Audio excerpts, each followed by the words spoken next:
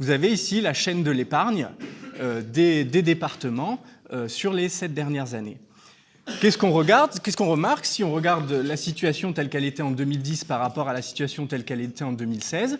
Sur l'épargne de gestion, ou même sur l'épargne brute, vous êtes à un niveau d'épargne qui est quasiment équivalent à celui constaté en début de période. Donc ça, c'est une première information, c'est qu'en 2016, vous avez retrouvé à peu près votre situation financière telle que vous l'aviez en 2010. Pour autant, si on regarde exercice par exercice, on s'aperçoit qu'on a deux moments importants. La période 2011-2015, où vous avez connu une érosion régulière de vos marges d'épargne, 9 milliards en 2011 d'épargne de gestion, 7 milliards en 2015. Et c'est l'exercice 2016 qui remonte la situation financière, on verra pourquoi tout à l'heure, où vous revenez à plus de 8 milliards d'épargne de gestion, soit quasiment, enfin même un peu plus que le niveau 2010. Le délai de désendettement, si on regarde ses principaux indicateurs, et ça fait écho à l'article 24 du projet de loi de programmation des finances publiques, où les départements ne peuvent pas excéder 9, une fourchette allant de 9 à 11 ans. Aujourd'hui, les départements, vous avez un délai de désendettement moyen de 4,3 années de délai de désendettement. Ça, c'est la moyenne sur les 97 départements, avec des disparités très fortes. On parlera de la question des disparités après, mais la moyenne est à 4,3 ans en 2016. Alors, voyons ce qui s'est passé sur cette période, et notamment sur la période 2011-2015. Vous avez eu à faire face, sur cette période, à deux contraintes majeures. La première, c'est votre contribution à l'effort de redressement des comptes publics. Alors, 2014, on vous avait demandé de contribuer au financement du CICE, du Crédit d'impôt compétitivité emploi, et 2015, 16 et 17, à l'effort de redressement des comptes publics. Sur les 97 départements, en 2016, c'est 2,5 milliards de DGF en moins pour le bloc départemental, pour ces 97 départements. Donc 2,5 milliards de recettes en moins, auxquelles je vais ajouter 500 millions d'euros en moins sur les compensations fiscales.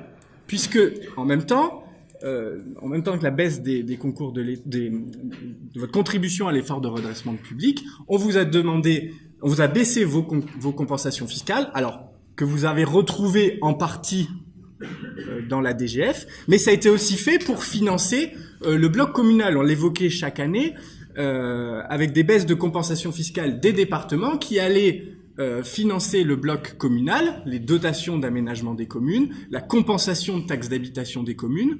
On en a parlé régulièrement de ce financement entre blocs. Et c'est peut-être la nouveauté dans le projet de loi de finances pour 2018, c'est que ce financement croisé qu'on pouvait avoir entre blocs n'existera plus. Enfin, n'existe plus en tout cas en 2018. C'est-à-dire que les baisses de compensation fiscale qu'on va faire sur les départements en 2018 et les baisses de DCRTP sont des crédits qui vont aller alimenter la DGF des départements. On n'aura plus ce financement entre blocs. Ce qu'on vous prend sur vos compensations fiscales et de votre DCRTP, c'est fait pour réalimenter la DGF uniquement des départements. On y reviendra, comme le disait Mickaël, peut-être en fin de journée, mais c'est la grande nouveauté sur la DGF dans le projet de loi de finances pour 2018. Donc si j'en reviens à cette analyse financière, sur la période 2010-2016, vos dotations d'État ont été amputées de 3 milliards d'euros, 2,5 milliards au titre de l'effort de redressement des comptes publics et les 500 millions sur les compensations fiscales. Ça, c'était la première contrainte. Et puis, deuxième contrainte majeure, c'est votre augmentation importante des AIS et notamment du reste à charge sur les AIS. On le voit ici, vous l'avez résumé dans le tableau. Alors, c'est le reste à charge AIS que j'ai qualifié de budgétaire. Pourquoi budgétaire? Parce qu'on verra que dans la définition même du reste à charge, Mickaël en parlera cet après-midi, c'est un calcul particulier où on recompose le concours APA dans sa version définitive, alors que dans vos comptes administratifs, ça marche par acompte et par régularisation l'année suivante. Donc là, c'est vraiment ce qu'on constate sur un exercice, mais les chiffres ne sont pas très différents. Et donc ce reste à charge AIS, sur la période 2010-2016, a augmenté de 3,5 milliards d'euros sur la période. En cumulé entre 2010 et 2016, c'est 3,5 milliards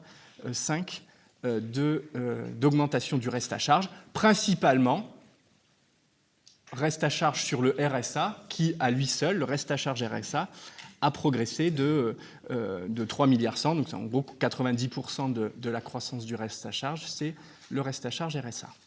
Ça, c'est les deux contraintes majeures qui ont pesé sur vos budgets départementaux. Alors, par rapport à ça, quelles sont les mesures que vous avez prises, quelles sont les mesures que l'État a prises pour vous permettre de retrouver, in fine, l'épargne de gestion de 2010, comme on a pu voir précédemment? Bien, il y a une première chose, c'est que vous avez eu une aide de l'État.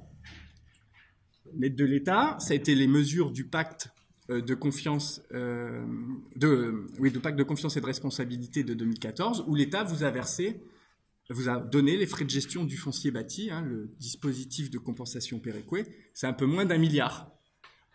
Ça a été un transfert de ressources de l'État vers les départements. Mais c'est un peu sur la période la seule ressource qu'on vous a transférée de manière pérenne. Alors, je l'ai noté quand même, parce que pour les départements qui en ont bénéficié, c'était des mesures importantes. Mais à l'échelle d'une consolidation, ça se voit pas beaucoup dans l'analyse financière, c'est qu'il y a eu la mise en place régulière finalement, mais de fonds d'urgence exceptionnels. Puisqu'on a eu des fonds d'urgence en 2011, en 2013, en 2016, en 2017, et il y en aura probablement un autre en 2018, ça a été annoncé par le Premier ministre au congrès de l'ADF. Mais sur des volumes financiers inférieur à 200 millions d'euros. C'est important pour les départements qui en ont bénéficié, mais on voit qu'à l'échelle de cette consolidation, ça a eu peu d'impact.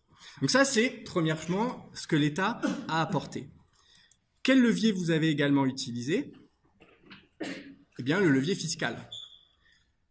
Sur le levier fiscal, vous avez premièrement utilisé la majoration du taux de DMTO que vous a offert ce pacte de confiance et de responsabilité, majoration du taux de DMTO qui aujourd'hui est utilisé par quasiment tous les départements. En 2016, il n'y en avait que 5 qui ne l'avaient pas encore mobilisé.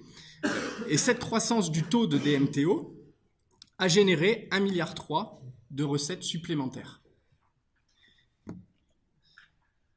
Et puis l'utilisation du levier fiscal foncier bâti, l'augmentation du taux de foncier bâti. En moyenne, dans les 97 départements, le taux de foncier bâti moyen était à 14,5 en 2010.